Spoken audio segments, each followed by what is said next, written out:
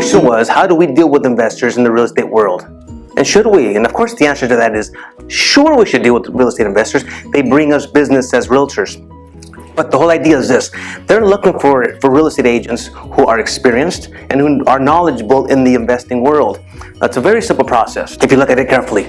When it comes to real estate and investors, they're looking to make profit. Simple as that. They're looking for a good return on their investment. They're going to put money down on the product, which of course is real estate, and they're going to want to see some kind of cash coming back towards them. Now, there's two types of ways to get cash back. There's immediate cash back, there's immediate return on your investment, and there's long-term return on your investment. Now, most investors, well, a lot of them at least, want immediate return on their investment. We call these people flippers. They want you to go out there in the real estate world and find them a good deal. Something that's of course discounted if you can find that. So of course what they want you to do is find them a discounted property if you can find that nowadays. They're gonna get this property, they're gonna fix it up. They're gonna invest some money on it, make it look pretty. Then of course they're gonna put it back on the market. They're gonna hold on to it for a very short amount of time, because the more time they hold on to it, they're losing money. They wanna get this property, fix it up, invest a little bit more money on it, on making it super nice, and then throwing it back on the market, hoping somebody comes along, pays top dollar for it, and there comes the profit. I've seen this happen over and over and over in my career. I've had investors come to me and say, Rico, find me a great deal. This happened to me not long ago. I want to say the latest one that happened to me was maybe a couple of years ago. Property here in Inglewood, California.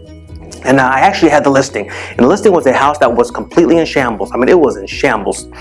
You would think that the average family, there was no ifs, ands, or buts. The average family was not going to buy this house. But then who was going to be interested in something like this? That's right, an investor. The investor has vision. The investor can see, wait a minute, I can make this ugly house. And sometimes that's what they call it. I could take this ugly house, put new products in it, new appliances, paint the inside, new roof, new everything. It's a complete new product now. So that's what they do. So they get this ugly house. The one I had here in Inglewood, they got this ugly house. It was pretty bad. They went in there and just completely remodeled it. They bought it for a mere, listen to this, they bought it for a mere $240. Put $30,000 into it. They put $30,000 into it, and they put it back on the market for $420. Now you do the math. There was a hefty over $100,000 profit for them. That's what we call flipping. Now those days may be far and gone. There might be a few good solid deals out there where you can find it.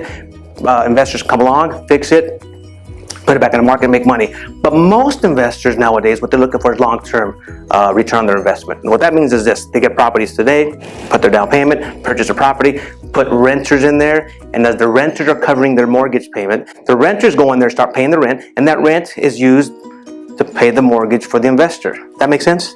Now what they're doing is this. Let's go again. The investor buys a property.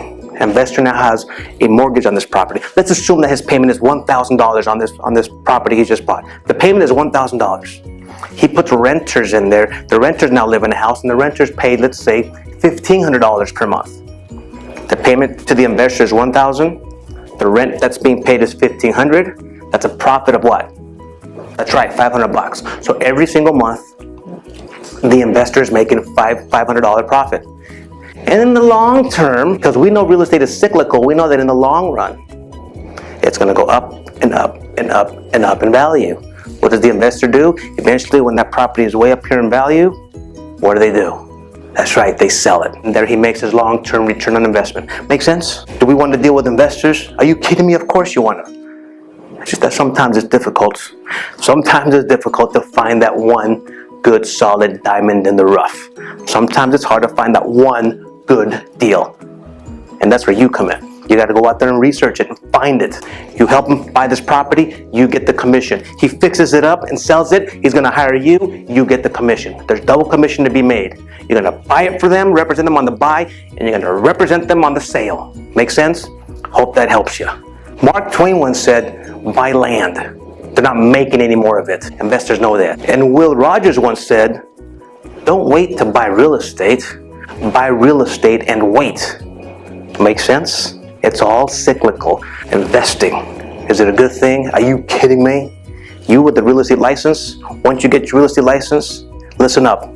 You might want to become an investor. Hope you learned something today. Have a great day. We hope to see you next week. And if you haven't already, please subscribe to our channel. If you have any questions or topics you want us to cover, do us a favor. Do yourself a favor. Leave it down below in that section. Have a great day. See you next week.